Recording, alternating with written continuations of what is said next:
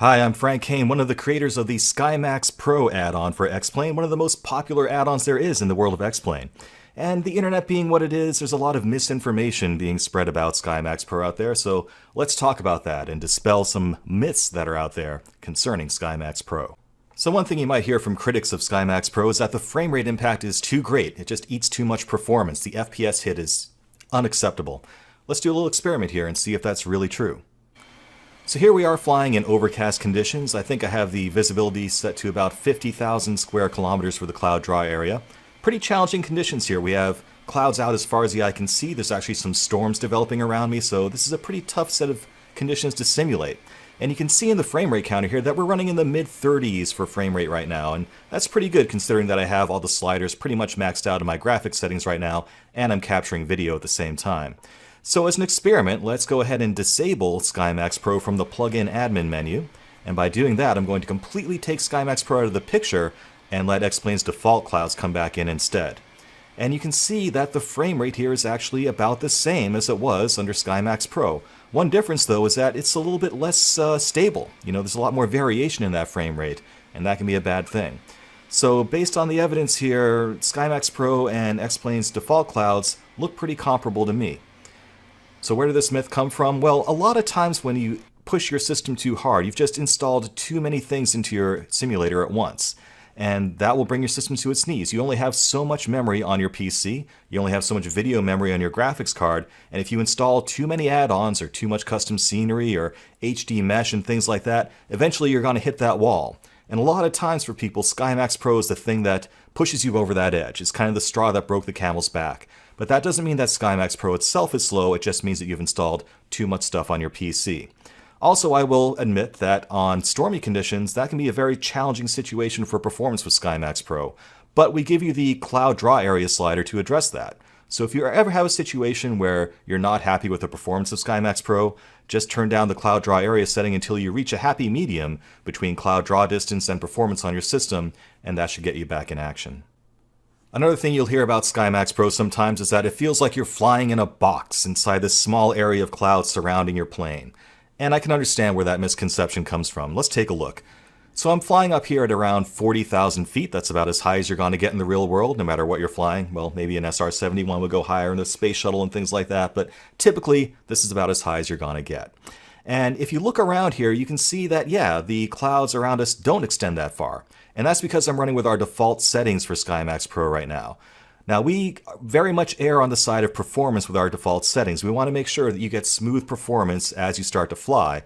And that's great. The settings that we give you out of the box are perfectly acceptable if you're flying at lower altitudes or general aviation aircraft. But up here at 40,000 feet, it doesn't really cut it. But there's a very simple fix for this. All you have to do is go back to your settings in SkyMaxx Pro, and you'll see this slider for the cloud dry area. All you have to do is increase that to the point where you can find a nice trade-off between your system's performance and the dry area for the clouds. I'm actually going to max this all the way out because I have plenty of video memory to spare, I have plenty of RAM to spare, and I have a pretty good video card.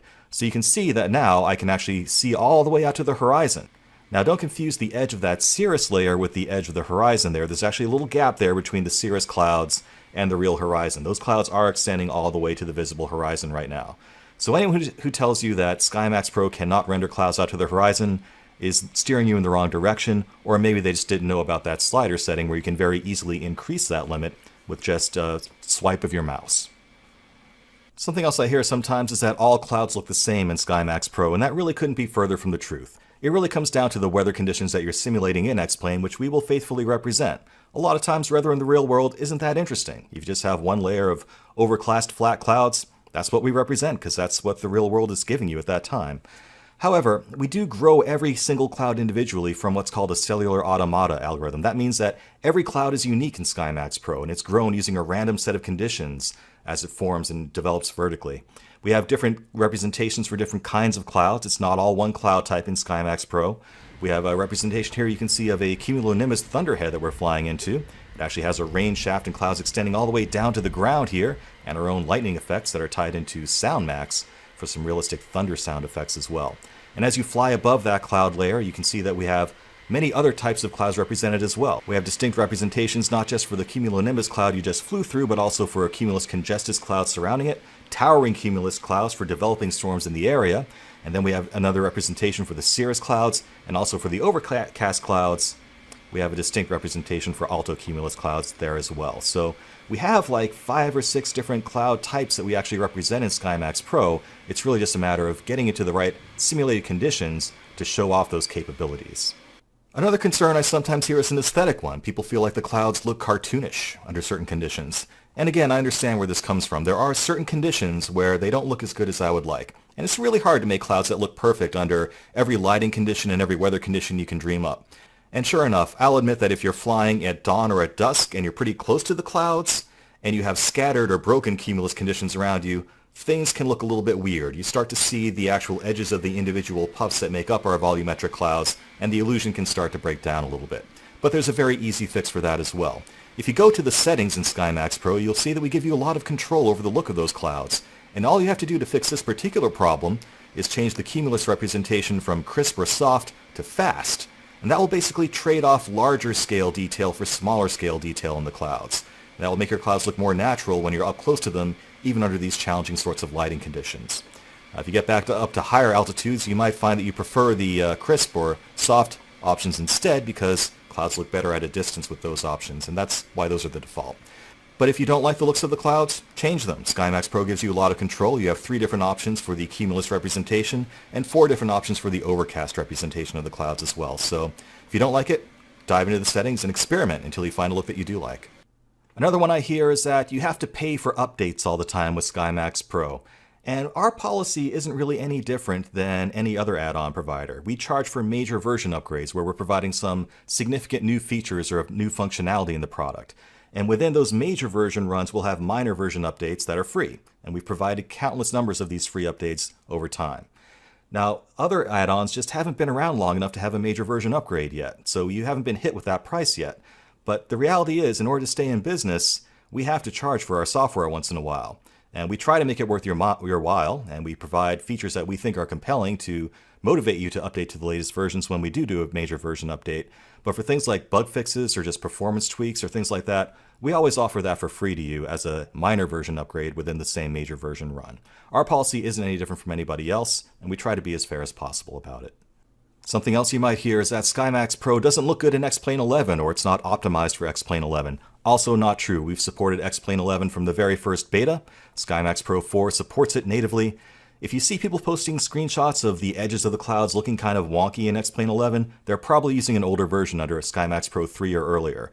But if you upgrade to SkyMaxx Pro 4, that's what we've been showing you in all these videos so far, and this has all been within X-Plane 11, and it looks great and it performs great. So if you want X-Plane 11 support, make sure you have SkyMaxx Pro version 4 or newer. One last thing we need to talk about is this misconception that X-Aviation is some big evil company that's just out to steal your money. And I don't even know where to start with that. First of all, nobody is getting rich off of X-Plane add-ons. As far as I know, SkyMaxx Pro is one of the most, if not the most popular add-on for X-Plane of all time.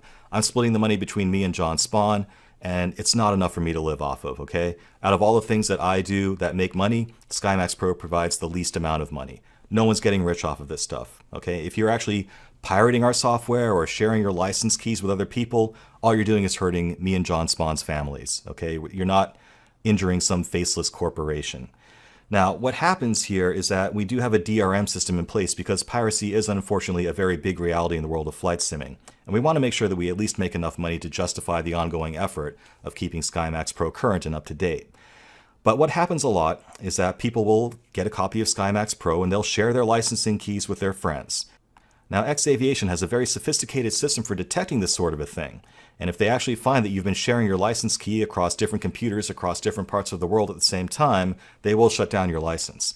And a lot of the hate that you see directed online at X-Aviation is from people who got caught. Now, I get concerned about these things that I see on Facebook, for example. A lot of times you see people saying, I filed a support ticket, a month ago and I never heard back from X-Aviation. I can't use my software. And when I see something like that, very often I will push back to X-Aviation and I will say, give me the details of this case. What's going on here? Why aren't you guys providing good customer support? And every single time, the answer comes back with irrefutable evidence that this person was sharing their license keys with more than one person across the world, and that they were using the same license for SkyMaxx Pro from multiple different locations. Basically, they were pirating our software, they got caught, they got upset about getting caught, and now they're on a vendetta to smear X-Aviation online. Now, I'm not saying that there aren't some people out there who have legitimately had problems with customer support with X-Aviation. When you have thousands of people out there, some people are going to fall through the cracks, sometimes the system won't work. Totally understand that. But every case that I've dug into, it's turned out to be a pirate. And those pirates get very vindictive when they get caught. And 99% of the vitriol that you see online against X-Aviation are coming from these people. Some of them have even partnered up with our competitors to do further damage to the SkyMaxx Pro product. And like I said before, all you're doing is hurting me and John Spawn and our families. It's not some evil, faceless corporation. So I don't know what you're trying to accomplish there. Just let it go, guys.